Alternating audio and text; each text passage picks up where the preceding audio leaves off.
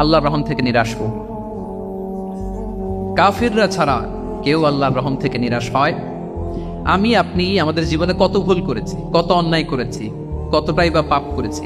মনে রাখবেন, আমাদের পাপ যত বড় হোক, আল্লাহর রহমতের দরিয়া তার চাইতেও বড়। ইন্না মা'আল উসরি ইউসরা ফাইন্না মা'আল উসরি ইউসরা, and verily with every hardship there is an ease. প্রত্যেক কষ্টের পরেই থাকে স্বস্তি। এই বাক্যগুলো কি আপনাকে মোটিভেশন দেয় না? এই কথাগুলো কি আপনাকে চাঙ্গা করে না?